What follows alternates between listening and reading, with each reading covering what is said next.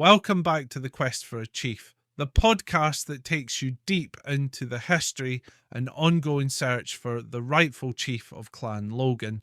I'm Colin MacDonald, and this series is brought to you by bagtownclans.com, your source for Scottish clan history. In our first episode, we introduced the mystery at the heart of Clan Logan, the fact that this ancient Scottish family has been without a chief for over 2 centuries. We explored the origins of the clan, the importance of George Logan of that ilk, and why proven descent from him is crucial for any Logan hoping to claim the title of Chief of Name and Arms. Today, in episode 2, we're taking a closer look at the first steps of the modern search for a Logan chief. This journey began more than 20 years ago with 2 determined researchers, John Logan Marjoribanks, the heritage officer of the Clan Logan Society, and Peter Logan, a passionate genealogist. Together, they embarked on an incredible mission to trace the Logan lineage through centuries of records, hoping to uncover a living descendant with the right to claim the chiefship. As we'll soon discover, the search for a chief is no simple task. The records are old, fragmented, and sometimes contradictory. Family stories, passed down through generations, often mix truth with legend, and without clear documentary evidence, even the most promising lineage can fall apart under scrutiny. So how did this search begin? What were the first clues John and Peter uncovered? And what challenges did they face in their quest to restore the Logan chiefship? Let's dive in. The story of the modern search for a Logan chief begins in the early 2000s. At the time, the Clan Logan Society had been re-established with the goal of preserving Logan heritage and, if possible, finding a legitimate chief to lead the clan. The newly formed society had strong support from Logans around the world, many of whom were eager to see their family's leadership restored. John Logan Marjoribanks and Peter Logan took up the challenge, beginning their research with what seemed like the most reliable source available, History of the Logan Family, written by Major G.J.N. Logan Home in 1934. This book was one of the most comprehensive genealogical studies of Clan Logan, detailing family branches, important historical figures, and lineages going back centuries. According to Logan Home's research, the Logans of Restalrig, one of the prominent lowland branches, could trace their ancestry back to the Logans of Grugar. More importantly, he attempted to connect this line to the Logans of that ilk, the family of George Logan, the first Logan of that ilk to register his arms with the Lord Lion King of Arms in 1672. If this connection was legitimate, it could provide the missing link needed to identify a living descendant of the chiefly line.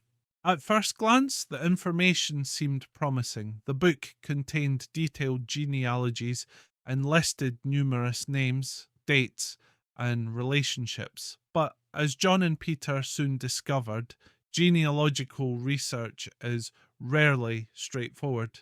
As they scrutinized Logan Home's work, they found inconsistencies, assumptions that weren't backed by primary sources, names that didn't quite align with historical records, and family stories that couldn't be proven with documents.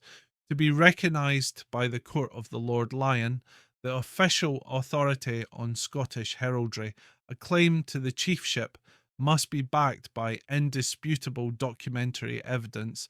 Family legends, no matter how compelling, would not be enough. This meant that John and Peter couldn't simply rely on Logan Home's book. They had to go further. They needed to find original documents, wills, land records, parish registers, and legal papers that would prove beyond doubt that a legitimate male heir of George Logan of that ilk still existed. The search led them to the brothers of George Logan of that ilk, William, Alan, and James Logan. If any of these three brothers had male descendants who carried the Logan name, it was possible that one of them could be the rightful heir to the chiefship. William Logan, the eldest of the three brothers, had one legitimate son, George, who died as a child. However, he also had two daughters, Barbara and Jean, and an illegitimate son named Alexander. William's will instructed that Alexander be looked after, but little is known about what became of him.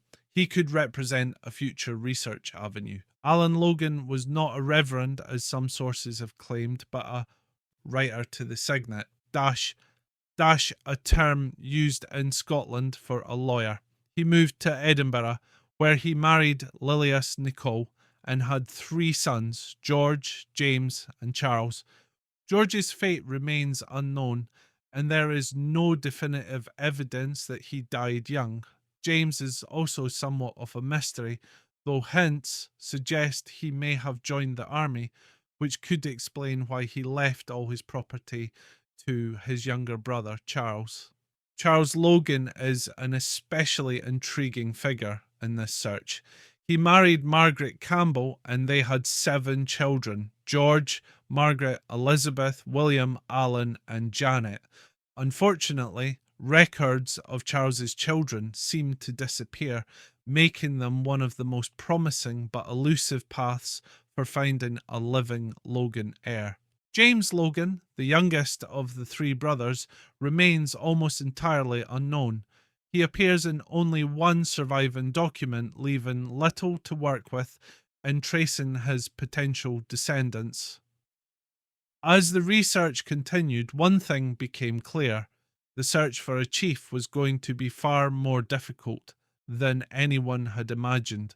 While John and Peter had uncovered a wealth of historical information, they had yet to find an unbroken, documented lineage leading back to George Logan of that ilk.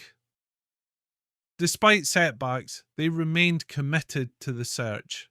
Their work had already uncovered more about the Logan family history than had been known for decades, and they were determined to keep looking.